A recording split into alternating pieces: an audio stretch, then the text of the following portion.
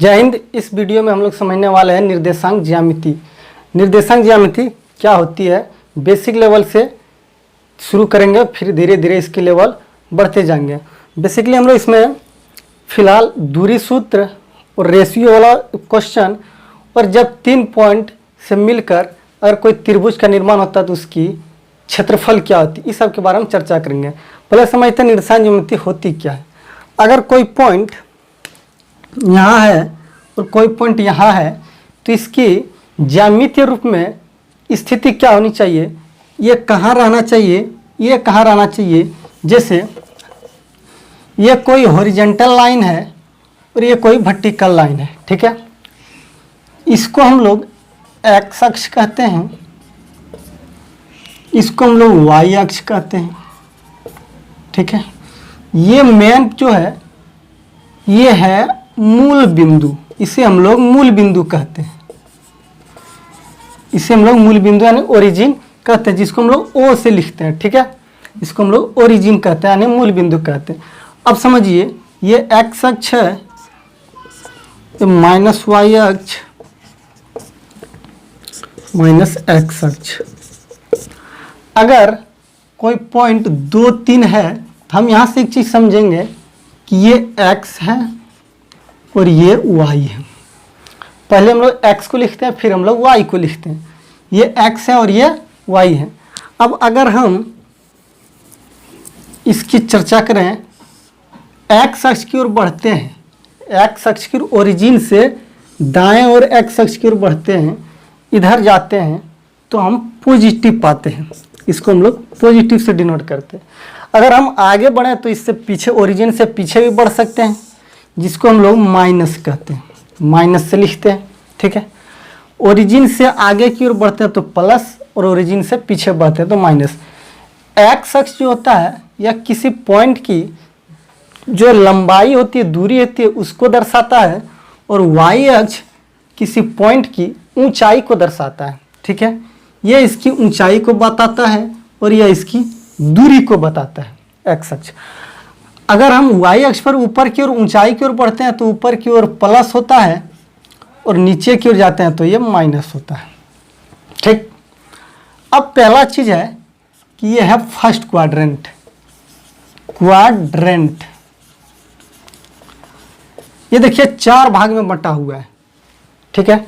इसको हम लोग चतुर्थांश कहते हैं, इसको चतुर्थांश। ये पहला चतुर्थांश हुआ। हम लोग एंटी क्लॉकवाइज चलते हैं इधर से, तो ये द्वितीय चतुर्थांश हुआ, ये तृतीय चतुर्थांश हुआ और ये फोर्थ चतुर्थांश हुआ, ठीक। अब समझिए अगर हम प्रथम चतुर्थांश में कोई पॉइंट है तो वह किस स्थिति में होगी। तो पहला हम x लिखते हैं, तो x अक्ष देखिए प्लस में है और y अक्ष की ओर बढ़ते हैं तो y भी प्लस में है। तो फर्स्ट क्वाड्रेंट में कोई भी पॉइंट प्लस के रूप में होगा। सेकंड क्वाड्रेंट में x अक्ष की ओर बढ़ते हैं पीछे की ओर तो माइनस होता है x, और y अक्ष की ओर बढ़ते हैं तो y प्लस होता है। यानी सेकंड क्वाड्रेंट में कह सकते हैं कि कोई पॉइंट x माइनस में होगा और y प्लस में होगा। थर्ड में x भी माइनस में है और y भी माइनस में है, ठीक है। फोर्थ में जब जाए तो फोर्थ में x प्लस में है और y माइनस में है। कुल मिलाकर कह सकते हैं कि फर्स्ट क्वाड्रेंट में कोई भी पॉइंट प्लस प्लस के रूप में होता है, सेकंड क्वाड्रेंट में कोई भी पॉइंट माइनस प्लस के रूप में होता है, थर्ड क्वाड्रेंट में कोई भी पॉइंट माइनस माइनस के रूप में होता है, और फोर्थ क्वाड्रेंट में कोई भी पॉइंट प्लस माइनस के रूप में। जैसे अगर कहें 2 और 3 या किस क्वाड्रेंट में होगा, तो 2 देखिए ये x है, इसको हम x कहेंगे और इसको y कहेंगे, ठीक है। तो x पॉजिटिव है यानी कि x 2 पॉइंट इधर बढ़ा होगा x में, y पॉजिटिव है तो y भी y की ओर 3 पॉइंट बढ़े होंगे। इसका मतलब x भी पॉजिटिव y भी पॉजिटिव, तो ये फर्स्ट में होगा, ठीक। अगर इसी को हम यहाँ माइनस कर दें तो क्या होगा, x पॉजिटिव लेकिन y नेगेटिव, x पॉजिटिव लेकिन y नेगेटिव। किस क्वाड्रेंट में आता है, एक्स पॉजिटिव लेकिन वाई नेगेटिव, ये फोर्थ क्वाड्रेंट में आएगा। ठीक है, अगर हम इसको माइनस ना करके इसको माइनस कर दे तो x negative y positive, x negative y positive, तो ये होगा -2 3 सेकंड में। ठीक है, अगर दोनों में माइनस करें तो एक्स भी नेगेटिव और वाई भी नेगेटिव, यानी एक्स भी नेगेटिव वाई भी नेगेटिव, यानी कि 2, ये -2 और -3 थर्ड में होगा।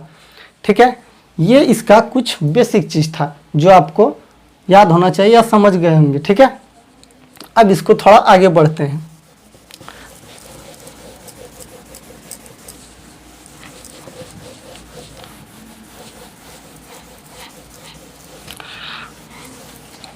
ओरिजिन पर कोई पॉइंट 0 0 के रूप में होता है। ओरिजिन में क्या होता है, एक्स भी 0 होता है और वाई भी 0 होता है, याद रखिएगा। ओरिजिन मूल बिंदु पर कोई पॉइंट, क्योंकि यहाँ स्टार्टिंग पॉइंट है, स्टार्टिंग पॉइंट में ना तो एक इधर एक्स की ओर बढ़े और ना ही वाई की ओर बढ़े, इसलिए यहाँ एक्स भी 0 होता है और वाई भी 0 होता है। ठीक है, अब दूरी सूत्र की ओर बढ़ते हैं।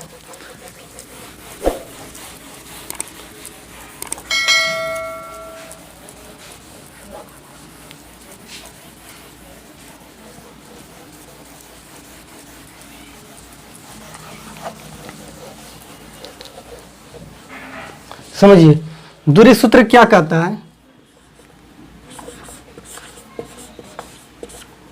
दूरी सूत्र कहता है कि अगर कोई पॉइंट ए है और कोई पॉइंट यहाँ बी है, अगर ये x1 y1 है और ये x2 y2 है, तो इन दोनों के बीच की दूरी क्या होगी, ए बी की बीच की दूरी क्या होगी। इसका होगा x2 माइनस x1 का whole square plus y2 minus y1 का होल स्क्वायर और उस पर रूट। ए से बी के बीच की दूरी क्या होगी, x2 माइनस x1 का whole square plus y2 minus y1 का होल स्क्वायर रूट अंडर। ठीक है, यह कहाँ से आया, इस पर थोड़ा देखते हैं, समझिए।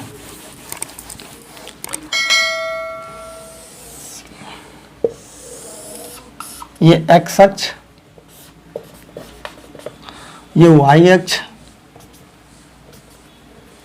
ये -y है प्लस y। समझिए, अगर x अक्ष पर कोई पॉइंट x1 यहाँ है और x2 यहाँ है, ठीक है, y अक्ष पर कोई पॉइंट y1 यहाँ है, y2 यहाँ है। अगर x1 y1 की स्थिति को देखें तो x1 हम x1 की ओर इतना कदम दूरी चलें और y1 की ओर इतना दूरी चलें, यानी ये जो पॉइंट होगा कुछ यहाँ होगा। ठीक है, x1 y1, x2 की दूरी यहाँ तक है और फिर यहाँ से हम y2 की दूरी चलें तो ये x2 y2 है। ठीक है, अब हमको कह रहा है कि भैया इसके बीच की दूरी क्या होगी। अगर इसको a माने और इसको b माने तो a से b की बीच की दूरी क्या होगी। कुछ नहीं, सिंपल है। इसको अगर p माने इसको q माने तो हम bp पर एक लंब डालते हैं जिसको c कहेंगे। ठीक है, AC QP के समांतर है। अब समझिए, एक फार्मूला पाइथागोरस का समकोण त्रिभुज में कर्ण का स्क्वायर बराबर लंब का स्क्वायर प्लस आधार का स्क्वायर। ठीक है, इसी फार्मूला पर ये बनेगा। देखिए, ये यहाँ से यहाँ टोटल x2 है और यहाँ से यहाँ x1 है। अगर x2 में x1 को घटा दें तो क्या बचेगा, x2 में x2 को घटा दें, इतना में इतना को घटा दें तो इतना बचेगा, यानी इसको लिखें x2 minus x1, x2 minus x1। ठीक है, y2 minus y1, y2 minus y1, इसको ये हो गया y2 minus y1, y2 minus y1, तो ये बचा। अब हमको ये भी पता चल गया, ये भी पता चल गया। पाइथागोरस प्रमेय का उपयोग करके हम ये निकालते हैं। अब देखिए, कहता है अगर ए बी की हमको दूरी चाहिए तो क्या होगा, ए बी का स्क्वायर बराबर AC का स्क्वायर बराबर BC का स्क्वायर। ए बी क्या है, सॉरी ए सी क्या है, x2 माइनस x1 का whole square plus B C है y2 माइनस y1 का होल स्क्वायर। ठीक है, ए बी स्क्वायर है, अगर हम इस स्क्वायर को उठा के इधर ले जाए तो ये रूट में हो जाएगा, यानी कि ए बी बराबर होगा root under x2 minus x1 का whole square plus y2 minus y1 का होल स्क्वायर। ठीक है, और इसी को तो हम लोग कहते हैं दूरी सूत्र, इसी को हम लोग दूरी सूत्र कहते हैं। और इस पर क्वेश्चन कैसे बनता है, अगर कोई पॉइंट यहाँ है A 2 और 3 और कोई पॉइंट यहाँ है B 3 और 4, तो इन दोनों पॉइंट के बीच की दूरी क्या होगी, है ना। समझिए, लिखेंगे ए बी बराबर फार्मूला है x2 माइनस x1 3 माइनस 2 का whole square, y2 minus y2 minus y1 का स्क्वायर, एक का स्क्वायर एक, रूट दे देना है, एक का स्क्वायर एक, यानी √2, ये इसका आंसर होगा। ठीक है, तो इस तरह सा दूरी सूत्र का उपयोग करके इस तरह का क्वेश्चन बनता है। ठीक है, और फिलहाल इस वीडियो में इतना ही रखते हैं। अगले वीडियो में हम दूरी सूत्र से रिलेटेड जो भी क्वेश्चन है एनसीईआरटी बुक में सारे क्वेश्चन को सॉल्व करके तब दिखाएंगे। तब तक आप प्रैक्टिस कर सकते हैं, और अगर कोई डाउट हो तो आप कमेंट में लिख सकते हैं। प्रैक्टिस कीजिए और कमेंट कीजिए, फिर अगले वीडियो में एनसीईआरटी का दूरी सूत्र से जो भी क्वेश्चन होगा उसको हम सॉल्यूशन आपको दे देंगे। ठीक है, मिलते हैं फिर नेक्स्ट वीडियो में, तब तक के लिए जय हिंद।